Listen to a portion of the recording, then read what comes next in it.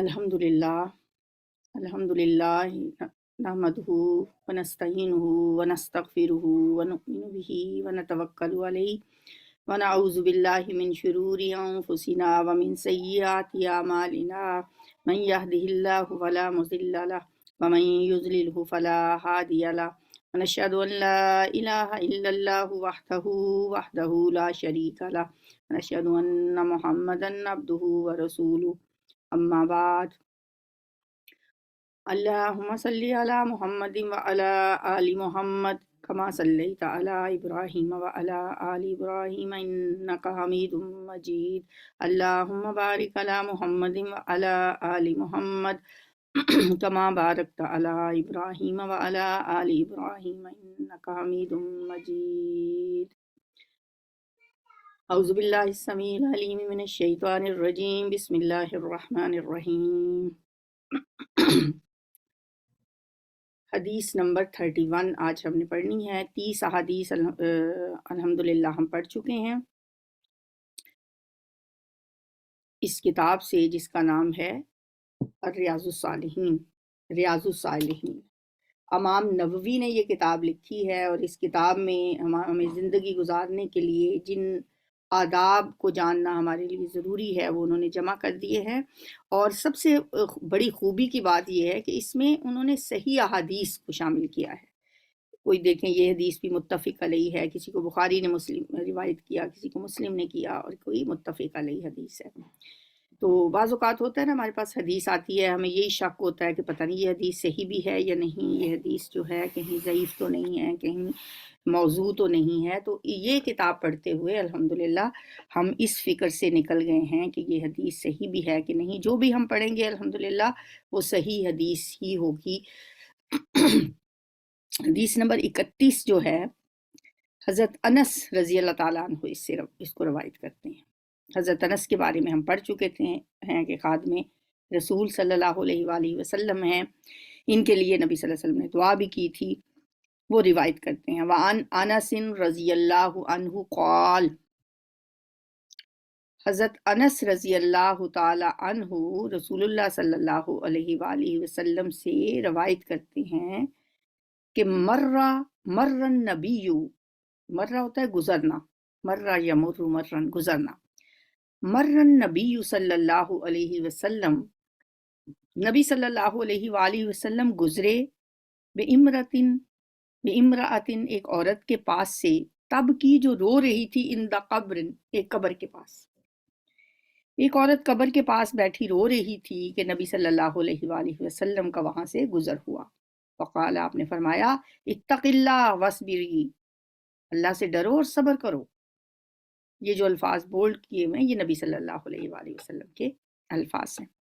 इत्तक़िल्लाह वस्बिरी, इत्तक़ी की जो या है और वस्बिरी की जो या है ये क्या बताती है कि आप जिससे मुखातिब हैं वो मुन्नस है। अल्लाह से डरो और सब्र करो।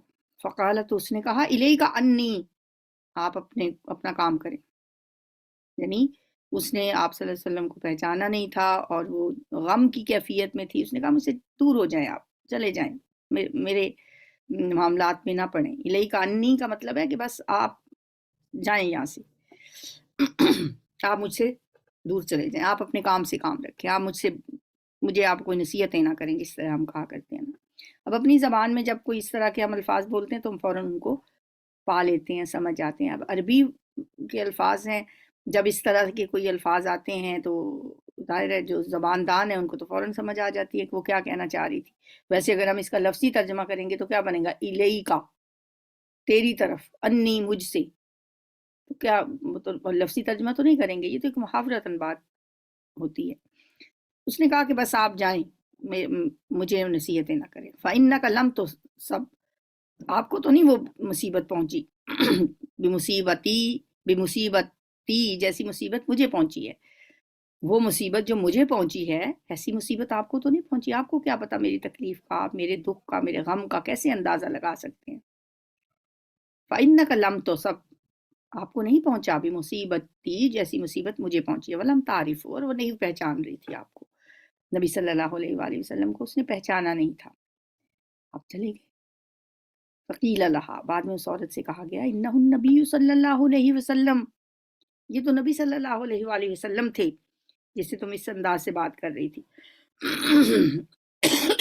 اب اسے احساس ہوا، فاتت باب النبی صلی اللہ علیہ وسلم، اب وہ نبی صلی اللہ علیہ وآلہ وسلم کے دروازے پر آئی۔ جب اس نے یہ بات سنی کہ میں نے جو اس طرح کا ایک درست سا لہجہ اختیار کیا ہے، جو میں نے اس انداز میں بات کی ہے، تو میں نے تو یہ نبی صلی اللہ علیہ وآلہ وسلم سے کی ہے، تو اب اس بات پہ اس کو بڑا رنج ہوا اور وہ نبی صلی اللہ علیہ وآلہ وسلم کے دروازے پر آئی۔ آ کے اس نے فلم تجد، تو اس نے نہ پایا، تجد کا مطلب ہوتا ہے کہ اس کو نہ ملا، وہاں پہ نہیں تھا، اندہو بوابین، کسی بھی بوابین کو بواب کہتے ہیں جو دروازے کے اوپر ایک دربان ہوتا ہے، تو بوابین میں سے اس کو وہاں کوئی بھی نہ ملا، اس دروازے کے اوپر کوئی چوکیدار، کوئی پہرے دار، کوئی دربان نہیں تھا۔ بواب، باب سے ہی یہ لفظ ہے بواب۔ وقالت، تو کہنے لگی، نبی صلی اللہ علیہ وسلم تک پہنچ گئی اور آپ سے مخاطب ہو کے اس نے کہا لم عارف کا، میں نے آپ کو پہچانا نہیں تھا، یعنی میں نے جو آپ سے باتیں کی ہیں، جس انداز سے میں آپ سے مخاطب ہوئی ہوں، لم عارف کا، میں نے آپ کو پہچانا نہیں تھا۔ نبی صلی اللہ علیہ وآلہ وسلم نے فرمایا، فقال انما الصبر عند الصدمۃ الاولی، جو صبر ہوتا ہے نا وہ صدمے کی پہلی چوٹ پہ ہوتا ہے۔ بس آپ نے اسے کچھ نہیں کہا، جیسے کہ کوئی بات نہیں، خیر ہے، آپ نے مجھے یہ کہہ دیا، مطلب جو مطلب کی بات تھی نا، جو آپ اسے بتانا چاہتے تھے، جو اسے سمجھانا چاہتے تھے، جو اس وقت آپ نے جو بات اس عورت نے آگے آپ کو کمپلیٹ کرنے ہی نہیں دی تھی، آپ نے ابھی اتنی بات کی تھی، اتق اللہ وصبری، اتق اللہ وصبری، اللہ سے ڈرو اور صبر کرو۔ ہو سکتا ہے آپ کہنا چاہتے ہو وہیں پہ کہ صبر جو ہوتا ہے نا وہ پہلی چوٹ پہ ہی ہوتا ہے، بعد میں تو صبر آ ہی جاتا ہے، لیکن اس وقت اس نے جو بات آپ نے اس سے نہیں فرمائی، تو اس وقت آپ نے فرمایا انما الصبر عند الصدمۃ الاولی، جو ابتدا ہوتی ہے نا صدمے کی، اس وقت جو پہلی چوٹ لگتی ہے انسان کو، اس وقت اللہ دیکھتا ہے کہ بندہ کیا کرتا ہے۔ انما الصبر عند الصدمۃ الاولی، پہلی چوٹ پہ صبر کی ہوتا ہے، یہی صبر کہلاتا ہے۔ متفق علیہ، یہ حدیث متفق علیہ ہے، اس کو یعنی دونوں نے روایت کیا ہے، حضرت امام بخاری نے بھی اور امام مسلم نے بھی۔ اچھا، ایک اور مسلم کی جو روایت ہے اس میں ایک لفظ ایک دو اور بھی آئے ہیں، وفی روایت لمسلم، مسلم کی صحیح ایک روایت میں ہے کہ تب کی وہ عورت رو رہی تھی علی صبی اللہ، اپنے بچے پر، یعنی وہ جو رو رہی تھی قبر پہ بیٹھی، وہ اس کے بچے کی قبر تھی، اپنے بچے کی قبر پہ بیٹھی وہ رو رہی تھی، جس کی وجہ سے بہت غم کی حالت میں تھی۔ نبی صلی اللہ علیہ وآلہ وسلم کا وہاں سے گزر ہوا، آپ نے اسے صبر کرنے کی تلقین کی، اس نے آپ کو پہچانا نہیں اور اس نے ذرا تھوڑی گستاخانہ انداز میں بات کر دی۔ بعد میں جب وہ آپ کے پاس معذرت کے لیے گئی تو آپ نے پھر انہیں بتایا کہ صبر تو وہی ہوتا ہے جو صدمے کے شروع میں کیا جائے، بعد میں تو دیکھیں انسان کے پاس کچھ بھی نہیں ہوتا، انسان کے اختیار میں تو کچھ بھی نہیں ہے، آخر کار تو اس نے صبر کرنا ہی ہوتا ہے نا۔ پھر اگر وہ کہے کہ ہاں میرا تو صبر ہی ہے، پھر وہ صبر نہیں ہوتا۔ بعض اوقات ہم دیکھتے ہیں نا اپنے گرد و نواح میں کہ لوگ شروع میں جب کوئی کسی فوتگی پہ بین کریں گے، چہرہ پیٹیں گے، بال نوچیں گے، ایسے ایسے الفاظ کہیں گے کہ اللہ کی پناہ، لیکن بعد میں جب ٹھنڈے ہو جائیں گے پھر کہیں گے بس جی صبر ہی ہے۔ صبر یہ نہیں ہوتا، وہ تو بے بسی ہوتی ہے، بے بس انسان کیا کر سکتا ہے۔ تو جو صبر کا اجر ہے وہ پہلی چوٹ پہ ہوتا ہے۔ اب دیکھیں صبر کی میں نے آپ کو صورتیں بتائی تھی شروع میں کہ صبر وہ بھی ہوتا ہے کہ جو انسان، اس صبر کو تو ہم جانتے ہی ہیں نا، کسی تکلیف میں ہو، مصیبت میں ہو، پریشانی اس پہ آ جائے تو اس پہ جو صبر کیا جاتا ہے وہ مصیبت پہ صبر ہوتا ہے۔ اور ایک صبر کی قسم میں نے آپ کو بتائی تھی کہ جو عبادت کرنے کے لیے جو انسان کو ایک اذیت بعض اوقات اٹھانی پڑتی ہے، پانی ٹھنڈا ہوتا ہے، نیند کا غلبہ ہوتا ہے، وہ جو تکلیف انسان برداشت کرتا ہے لیکن وہ اپنی عبادت پوری کرتا ہے، وہ بھی صبر ہے۔ بعض اوقات کسی نافرمانی کو اس کا دل چاہتا ہے، اللہ کی نافرمانی کرنے کو، گناہ کرنے کو، ٹھیک ہے، وہ گناہ پہ صبر ہوتا ہے کہ گناہ ہے، گناہ کا معاملہ ہے اور وہ اس سے رک جائے گا تو صبر ہے، نہیں کر گزرے گا تو پھر وہ صبر نہیں کیا اس نے۔ تو یہ مختلف اقسام ہے صبر کی، تو جن میں سے یہاں جس کا ذکر ہے وہ مصیبت پہ صبر ہے، کسی کی اولاد کا فوت ہو جانا یا کوئی اور غم زندگی میں آنا۔ تو یہ اگر انسان اس پہ پہلی چوٹ پہ ہی اس معاملے کو یہ سمجھتا ہے کہ اللہ تعالیٰ کی چیز تھی، اللہ لے گیا، اولاد بھی تو اللہ کا مال ہے نا، جس طرح دولت بھی اللہ کا مال ہے انسان کے پاس، اولاد بھی اللہ کا مال ہے، اور جب اللہ چاہے لے جائے، جس طرح جب دے بھی تو اللہ اپنی مرضی سے دیتا ہے نا، کوئی انسان کیا اس پہ قادر ہے کہ وہ اولاد لے لے؟ اولاد دیتا بھی اللہ ہی ہے، لیتا بھی اللہ ہی۔ جب اللہ تعالیٰ وہ چیز واپس لے لے تو پھر اس پہ ناشکری کر کے، جزا فضا کر کے اور اس طرح بے صبرا بن کے اللہ کو ناراض کرنا، یہ اچھی بات نہیں ہے۔ اس سے انسان کو بچنا چاہیے۔ اس حدیث کا لب لباب یہی ہے۔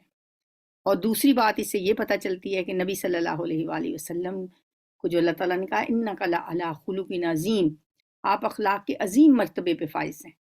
تو آپ نے جو اپنے اعلیٰ اخلاق کا مظاہرہ کیا وہ ہمیں اس حدیث میں نظر آتا ہے کہ ایک عام عورت جس کو آپ نے صرف تلقین کی ہے صبر کی، اور اس کا انداز آگے سے برہمی والا ہو گیا، لیکن آپ صلی اللہ علیہ وآلہ وسلم نے اسے بالکل کچھ نہیں کہا، بالکل آپ نے اس کو کوئی جواب نہیں دیا، آپ آرام سے وہاں سے چلے گئے۔ اور پھر جب دوبارہ وہ آئی بھی، پھر آپ نے یہ نہیں کہا کہ تمہارا وہ لہجہ کیا تھا، تم کس انداز میں بات کر، ہم تو کہتے ہیں نہیں، سمجھانا ہمارا فرض ہے، ہم نے سمجھانا ہے، ہم اپنے اخلاق سے بھی سمجھا سکتے ہیں۔ آپ نے کوئی الفاظ استعمال نہیں کیے کہ تمہیں اس طرح نہیں کرنا چاہیے تھا، تمہیں ایسے نہیں بولنا چاہیے تھا، بڑوں سے ایسے بات کرتے ہیں یا کیسے بات، آپ نے بات کر کے دکھا دی، آپ نے بس اس بات کو بالکل اگنور کر دیا کہ تم نے کیا رویہ اختیار کیا تھا۔ یہ ہوتے ہیں اعلیٰ اخلاق۔ تو ہم بعض اوقات اپنے رویوں سے، وہ کہ اس میں ہمارا نیت درست ہوتی ہے، لیکن ہم یہ نہیں دیکھتے کہ دوسرا ہمیں کس نظر سے دیکھ رہا ہے، دوسرا ہماری اس بات کا دوسرے پہ اثر کیا ہوگا۔ اصل بات تو یہ نہیں ہے کہ ہم جو کہہ رہے ہیں وہ کیا ہے، اصل بات یہ ہے کہ اس کا اثر بھی کیا ہو رہا ہے اس پہ۔ اب جدید جو ہماری ٹیچنگ ٹیکنالوجیز ہیں وہ کیا بتاتی ہیں، اب بچوں کو مارنا، پیٹنا، ڈانٹ ڈپٹ کیوں منع کر دیا گیا؟ کیونکہ اس کا اثر بچے پہ کیا ہو رہا ہے یہ دیکھنا ضروری ہوتا ہے۔ اور دیکھا یہ گیا ہے کہ جو بات ہم پیار سے اور نرمی سے یا اپنے عمل سے سکھا دیتے ہیں، وہ ہم سختی سے نہیں سکھا سکتے۔ اور یہ بہت بڑا سبق ہے ہمارے لیے، خاص طور پہ دین کی خدمت کرنے والوں کے لیے، کہ ہم اپنے اخلاق سے دوسروں کا دل بدلیں۔ حدیث نمبر 32 ہے، وَعَنْ أَبِي هُرَيْرَةَ رَضِيَ اللَّهُ عَنْهُ أَنَّ رَسُولُ اللَّهِ صلی اللہ علیہ وآلہ وسلم قال، حضرت ابو ہریرہ رضی اللہ تعالیٰ عنہ سے روایت ہے کہ رسول اللہ صلی اللہ علیہ وآلہ وسلم نے فرمایا، رسول اللہ صلی اللہ علیہ وآلہ وسلم نے فرمایا، اور اس کے بعد پھر آگے پھر یقول اللہ تعالی، کہ اللہ تعالیٰ فرماتا ہے۔ رسول اللہ صلی اللہ علیہ وآلہ وسلم نے فرمایا کہ اللہ تعالیٰ فرماتا ہے۔ اب اللہ تعالیٰ جو فرماتا ہے وہ تو ہوتا ہے قرآن، اللہ کا کلام، اس میں اللہ تعالیٰ فرماتا ہے۔ یہ حدیث میں بھی اللہ تعالیٰ فرما رہے ہیں، تو یہ حدیث جو ہے یہ حدیث قدسی کہلاتی ہے، جس حدیث میں نبی صلی اللہ علیہ وآلہ وسلم اللہ تعالیٰ کا قول ہمیں بتائیں، وہ حدیث قدسی کہلاتی ہے۔ حدیث قدسی اور قرآن میں کیا فرق ہوتا ہے کہ قرآن تو اللہ کا کلام ہے، اس میں الفاظ بھی اللہ کے، مفہوم بھی اللہ کا، بات بھی اللہ کی، سب کچھ اللہ کا۔ لیکن حدیث قدسی میں الفاظ نبی صلی اللہ علیہ وآلہ وسلم کی، بات اللہ نے آپ کے دل میں ڈال لی، آپ کو القاء کی، آپ کو خواب میں بتائی، آپ کو حدیث، ایک تو ہوتی ہے نا حدیث جسے ہم کہتے ہیں کہ کیا الفاظ ہوتے ہیں میرے ذہن میں اس وقت نہیں آ رہے. وہ حدیث جو نبی صلی اللہ علیہ وآلہ وسلم ہی وحی خفی اور وحی جلی. وحی خفی وہ ہوتی ہے جو کہ نبی صلی اللہ علیہ وسلم کو اللہ تعالیٰ کسی اور ذریعے سے کرتے ہیں، یعنی وہ قرآن نہیں ہوتا. جو قرآن ہوتا ہے اسے وحی جلی کہتے ہیں. وحی جلی کے ذریعے حضرت جبریل علیہ السلام آپ پہ جو آیات اللہ کی لے کے آتے تھے وہ قرآن میں شامل ہوتی تھیں، وہ لکھ لی جاتی تھیں. تو وحی خفی وہ ہوتی تھی جس میں نبی صلی اللہ علیہ وآلہ وسلم کو اللہ تعالیٰ کوئی بات آپ کے دل میں ڈال دیتے ہیں وحی جلی خفی کے ذریعے. وحی کا مطلب ویسے ہی ہوتا ہے چپکے سے بات بتانا، چپکے سے کوئی بات بتا دینا. ٹھیک ہے، تو اب جو خفی ہے وہ چھپا کے بات بتانا، چپکے سے چھپا کے کوئی بات کرنا. تو آپ کے دل میں بات ڈال دی، آپ کے خواب میں وہ بات بتا دی، آپ پہ القاء کر دی، کسی بھی ذریعے سے اللہ نے جو بات آپ کو بتائی، پھر اس بات کو آپ اپنے لفظوں میں جب بتاتے ہیں پھر ہم کہتے ہیں کہ یہ بھی حدیث ہے، لیکن یہ حدیث قدسی ہے. ما لعبد المؤمن عندی، نہیں ہے میرے بندے کے لیے، لعبدی، ما لعبدی، نہیں ہے میرے بندے کے لیے. کس بندے کے لیے؟ المؤمن، جو مومن ہو. میرے مومن بندے کے لیے نہیں ہے عندی، میرے پاس، جزاءً، کوئی بھی جزا.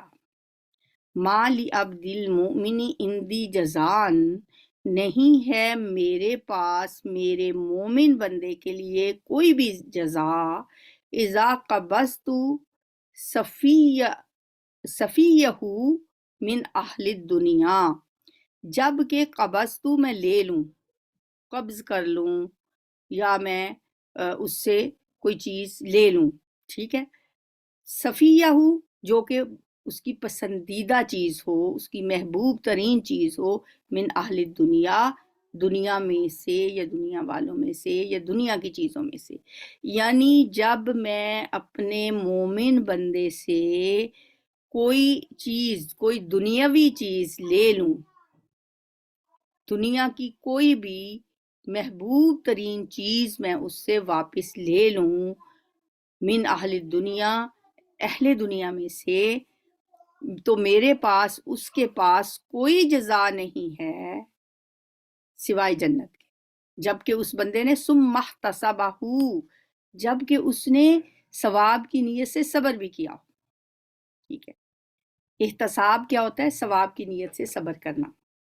ٹھیک ہے، الا الجنت، سوائے جنت کے. یہ ما شروع میں جو آ گیا نا، یہ ایسے ہی ہے جیسے لا الہ الا اللہ، نہیں کوئی معبود مگر اللہ. یہاں بھی یہی ہے، نہیں ہے میرے مومن بندے کے لیے میرے پاس کوئی بھی جزا سوائے اس کے، کوئی بھی جزا اس مومن بندے کے لیے جب سے کہ میں اس کی کوئی محبوب ترین دنیاوی چیزوں میں سے کوئی چیز میں اس سے لے لوں، پھر وہ اس پہ صبر کی نیت سے، ثواب کی نیت سے صبر کرے. نہیں ہے میرے پاس کوئی بھی چیز الا الجنہ، سوائے جنت. ٹھیک ہے، تو اس کا بامحاورہ ترجمہ تو ایسے بنے گا کہ میرا وہ مومن بندہ جس کی محبوب ترین چیز میں واپس لے لوں، لیکن وہ اس پر ثواب کی نیت سے صبر کا مظاہرہ کرے، اس کے لیے میرے پاس جنت کے سوا کوئی بدلہ نہیں ہے. اور لفظی ترجمہ ایک دفعہ آپ پھر دیکھ لیں. اللہ تعالیٰ فرماتے ہیں ما نہیں ہے لعبدی، لعبد المؤمن، میرے مومن بندے کے لیے، اندی میرے پاس، جزاءً کوئی بدلہ، اذا جب قبضت صفیہ، جب میں لے لوں اس سے محبوب ترین چیز، من اہل دنیا، دنیا کی چیزوں میں سے یا اہل دنیا میں سے، ثم احتسبہ، پھر وہ ثواب کی نیت سے صبر کرے، الا الجنت، سوائے جنت کے، یعنی جنت ہی پھر اس کا بدلہ ہے. رواہ البخاری، اس حدیث کو بخاری نے روایت کیا. اب انسان کی محبوب ترین چیزیں کچھ بھی ہو سکتی ہیں، اپنے پیارے رشتے، اس کے ماں باپ، بہن بھائی، اولاد، یہ سب انسان کی محبوب ترین پیاری چیزیں ہیں. جب ان میں سے کوئی اللہ واپس بلا لیتا ہے، بہت بڑا دھچکا لگتا ہے انسان کو، اور خاص طور پہ جب بے وقت اولاد چلی جائے، جوان اولاد چلی جائے، ماں باپ ابھی جوانی میں ہی چلے جائیں، بچے ابھی چھوٹے ہوں، تو انسان کی جو ہے نا ایمان کی کمزوری جس میں ہوگی تو وہ اس موقع پہ بالکل بھول جاتا ہے، اپنے حواسوں میں نہیں رہتا اور غلط قسم کے الفاظ بھی منہ سے ادا کرنے لگتا ہے۔ لیکن جس کو اللہ تعالیٰ نے ایمان کی دولت سے نوازا ہے وہ پھر اس پہ صبر کا مظاہرہ کرتا ہے کہ اللہ کا مال تھا، اللہ واپس لے گیا۔ اور پھر دیکھیں ایسے بندے کو جس کو دین کی سمجھ ہوتی ہے اسے پھر یہ احادیث بھی تو پتہ ہوتی ہیں نا کہ اس پہ اللہ تعالیٰ مجھے کتنا بڑا ریوارڈ دینے والا ہے۔ اللہ تعالیٰ کہتے ہیں کہ جنت کے علاوہ اس کا کوئی صلہ ہے ہی نہیں۔ اللہ تعالیٰ اس کو نہ صرف اس سے خوش ہوگا بلکہ اس کا بدلہ اسے جنت کی شکل میں دے گا۔ تو جب اس پہ اتنا بڑا ریوارڈ ملنے والا ہو تو پھر انسان اللہ کی رضا میں راضی رہتا ہے، انسان اس وقت صبر کا مظاہرہ کرتا ہے۔ اور یہ حدیث ایک بہت بڑا ہمارے لیے ایک تسلی کا باعث ہے کہ دیکھیں ہر شخص کے ساتھ یہ معاملات پیش آتے ہیں اور ہر شخص کو کبھی نہ کبھی ایسی صورتحال سے گزرنا پڑتا ہے۔ تو ایسے موقع پہ جب انسان کو یہ پتہ ہو کہ اللہ تعالیٰ نے میرے لیے صبر کے بدلے میں جنت رکھی ہے تو پھر انسان کے لیے صبر کرنا آسان ہو جاتا ہے۔ اگلی حدیث جو ہے وہ ہے عن عائشہ رضی اللہ عنہا۔ حضرت عائشہ سے بھی ہم پہلے روایات پڑھ چکے ہیں۔ حضرت عائشہ رضی اللہ تعالیٰ عنہا سے روایت ہے انہا سألت رسول اللہ صلی اللہ علیہ وآلہ وسلم کہ انہوں نے رسول اللہ صلی اللہ علیہ وآلہ وسلم سے سوال کیا عن الطاعون، طاعون کے بارے میں۔ طاعون کے بارے میں حضرت عائشہ صدیقہ رضی اللہ تعالیٰ عنہا نے نبی صلی اللہ علیہ وآلہ وسلم سے پوچھا، یعنی یہ پوچھا کہ طاعون کیا ہے۔ طاعون ایک بیماری ہے نا، تو آپ نے طاعون کے بارے میں حضور صلی اللہ علیہ وسلم سے پوچھا فأخبرہا، تو آپ نے ان کو خبر دی، یعنی آپ نے انہیں بتایا۔ کیا بتایا؟ اب یہاں سے نبی صلی اللہ علیہ وسلم کے الفاظ شروع ہو جاتے ہیں۔ انہو کان عذابا، بے شک وہ عذاب ہوا کرتا تھا۔ ہو کی ضمیر کس کے لیے؟ طاعون کے لیے۔ بے شک وہ یعنی طاعون کانا تھا عذابا، عذاب، یبعثہ اللہ تعالی، بھیج دیتا تھا اس کو اللہ تعالیٰ، علی من یشاء، جس پر چاہتا تھا۔ کہ طاعون ایک عذاب تھا جسے اللہ جس پر چاہتا نازل فرما دیتا تھا۔ فجعلہ اللہ تعالی رحمۃ للمؤمنین، اسی کو اللہ تعالیٰ نے بنا دیا مومنوں کے لیے رحمت۔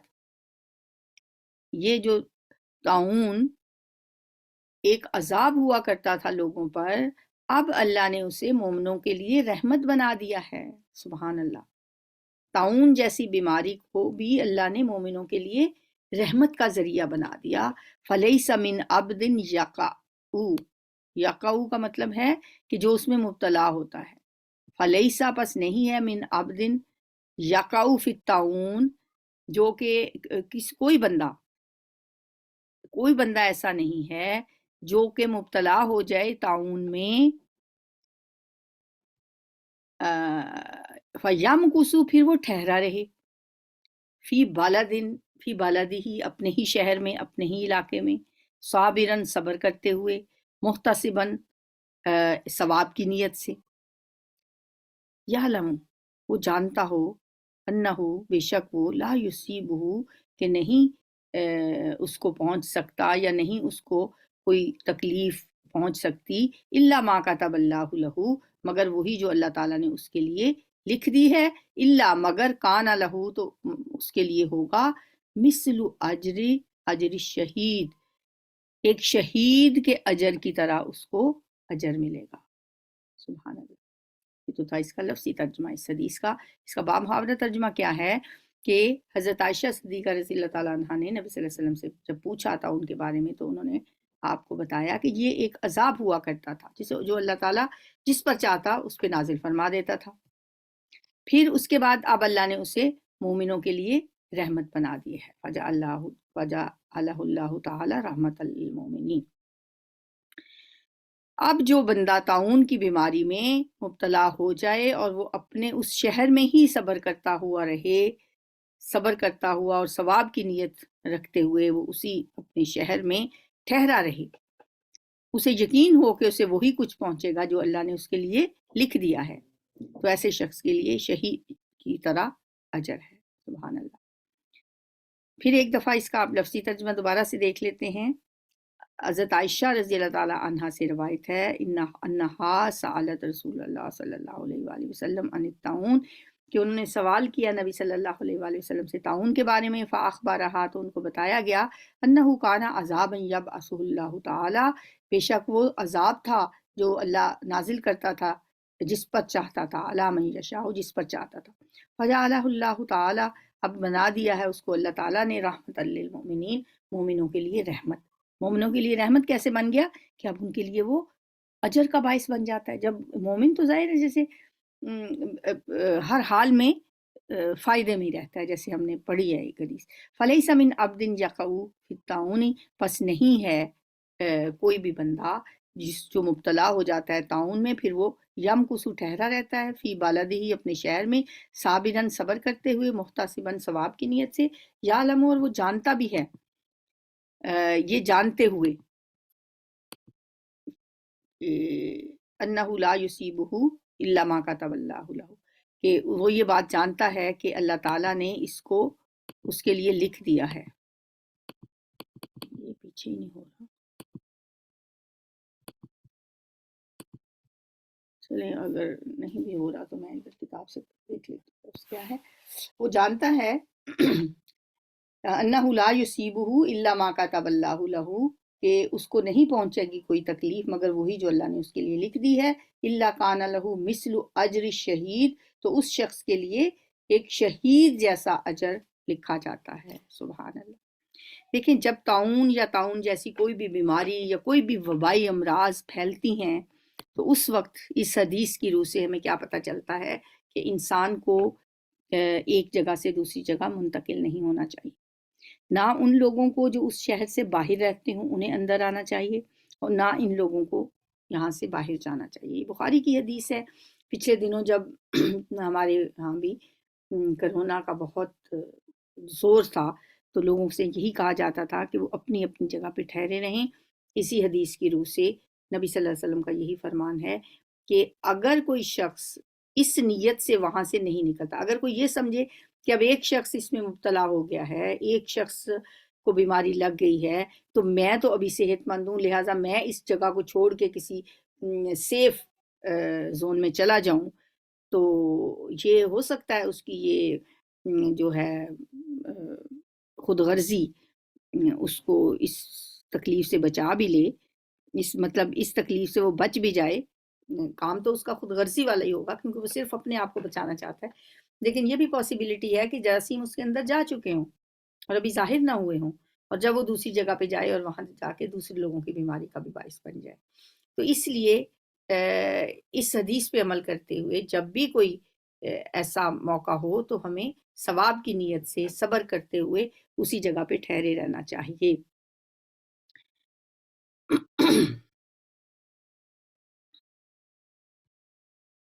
ये पीछे नहीं हो रहा, ये आप लोगों को नजर नहीं आएगा।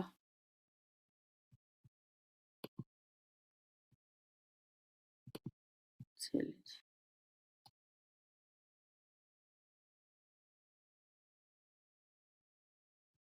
अगली हदीस है 34। अनस रज़ियल्लाहु ताला अन्हु क़ाल, हज़रत अनस रज़ियल्लाहु ताला अन्हु से रवायत है, वो कहते हैं, समय तो मैंने सुना रसूलुल्लाह सल्लल्लाहु अलैहि वसल्लम यक़ूल, मैंने रसूलुल्लाह सल्लल्लाहु अलैहि वसल्लम को ये फरमाते हुए सुना है, इन्नल्लाह अज़्ज़ा वजल क़ाल, बेशक अल्लाह अज़्ज़ा वजल ने फरमाया, इज़ब तलैतु, जब मैं मुब्तला कर दूं, इज़ब तलैतु, इब्तला होता है आजमाइश, जब मैं आजमाऊं, इब्तलैतु जब मैं आजमाऊं, अब्दी अपने बंदे को, बी हबीबतैही, उसकी दो पसंदीदा चीज़ों के ज़रिए। ये हदीस कुदसी है। अल्लाह ताला फरमाते हैं, इज़ा जब इब्तलैतु मैं आजमाऊं, अब्दी अपने बंदे को, भी हबीबतैही अपनी दो पसंदीदा चीज़ों के साथ, फसबरा फिर वो सब्र करे, अव्वज़तुहू मिनहुमल जन्ना, तो मैं उसे उसके बदले में जन्नत दूंगा, उसके सब्र के बदले में अव्वस्तुहु, मैं उसके इवज, उसके बदले में उसको दूंगा, मिनहुमल जन्ना, उन दोनों चीज़ों के बदले में उसे क्या मिलेगा? जन्नत। युरीदु ऐ नहीं ही, तो उससे आपकी मुराद क्या थी? दो आंखें, ठीक है। तो दो आंखें जिससे मैं ले लूं, यानी जिससे मैं बिनाई से महरूम कर दूं, और वो इस पे सब्र करे, तो अल्लाह ताला फरमाते हैं कि फिर उसका बदला भी जन्नत के अलावा कुछ नहीं। सुबहान अल्लाह, कितने बड़े बड़े हमें इंसेंटिव्स दिए हैं हमारे दीन ने। अगर कुछ तकलीफ़ों में मुब्तला किया है, अगर किसी शख्स को नाबीना बना दिया, तो उसके लिए कितना बड़ा इंसेंटिव है। दुनिया में बहुत से लोग होते हैं ना ऐसे, जो पैदाइशी तौर पे नाबीना होते हैं या किसी हादसे में उनकी बीनाई चली जाती है। और आंखें बहुत बड़ी नेमत हैं। आँखों को, बसारत को एक बहुत बड़ा अज़ीम एहसान के तौर पे अल्लाह ने कुरान में इसका तज़किरा किया है। और आँखों से महरूम होना बहुत बड़ी महरूमी है। और इस पे फिर अल्लाह ताला इस तकलीफ़ को बर्दाश्त करने पे अपने बंदे को कितना बड़ा इंसेंटिव दे रहे हैं इस हदीस कुदसी के ज़रिए, कि अगर वो इस महरूमी पे सब्र करता है और इस नीयत से करता है कि इसकी जज़ा जन्नत है, और ज़ाहिर है ये ईमान वाला शख्स ही कर सकता है, तो जिसके पास दीन की, ईमान की दौलत होगी, वही ये सब्र इस नीयत से करेगा कि मेरे रब ने मुझे जहाँ पे रखा मैं उस पे राज़ी, मैं अल्लाह की रज़ा पे राज़ी। अल्लाह ने मुझे अगर इस दुनिया में आँखों से महरूम रखा है, तो आखिरत में अल्लाह ताला मुझे इसके बदले में जन्नत देंगे। तो अल्लाह ताला फिर फरमाते हैं कि उसका अव्वस्तुहु मिनहुमुल जन्नह, तो उसकी प्यारी चीज़ों से दुनिया में जो मैंने महरूमी दी, अब आखिरत में उससे भी प्यारी चीज़ उनको मिलेगी, और वो है जन्नत। सुभान अल्लाह। अल्लाह ताला से दुआ है कि अल्लाह ताला इन प्यारे रसूल की प्यारी बातों को अपनी ज़िंदगियों में नाफिज करने की तौफीक अता फरमाए। बहुत सी बातें थी ये किताब शुरू करने से पहले जो यकीनन आपने पहले सुन रखी होंगी, लेकिन वो उस इल्म पे हमें इतना यकीन नहीं होता, हक़्क़ुल यकीन नहीं आता, जब तक कि हम अपनी आँखों से ना पढ़ लें। अब ये छोटी-छोटी अहादीस हैं, जब हमने खुद अपनी अरबी ज़बान में इनकी ट्रांसलेशन की, जब खुद हमने उनका स्टेटस देखा कि ये हदीस किस दर्जे की है, और नबी सल्लल्लाहु अलैहि वसल्लम ने फरमाया है, किस सहाबी से रवायत है, तो बड़ा इंसान का एक ईमान पुख्ता हो जाता है फिर उस बात पे। और अल्हम्दुलिल्लाह हमने नीयत के बारे में पहले बहुत सारी अहादीस पढ़ी, फिर तौबा के बारे में पढ़ी, अब हम सब्र के बारे में पढ़ रहे हैं। तो अल्लाह ताला से दुआ है कि अल्लाह ताला हमें इन पे अमल करने की भी तौफीक अता फरमाए, और हमें ये भी तौफीक दे कि हम इनमें से 40 अहादीस को हिफ्ज़ भी कर सकें।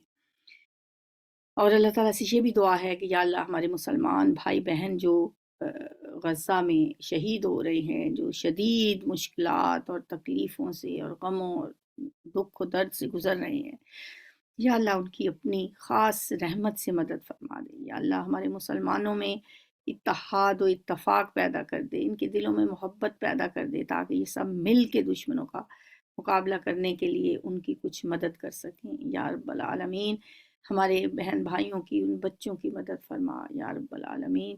हम उनके लिए कुछ भी नहीं कर सकते सिवाय दुआ के, या हम जो उनके लिए कुछ माली मदद भी भेजते हैं, वो भी सुना है कि पता नहीं उन तक पहुंचने दी जाती है या नहीं पहुंचती। बहुत बुरे हालात हैं उनके।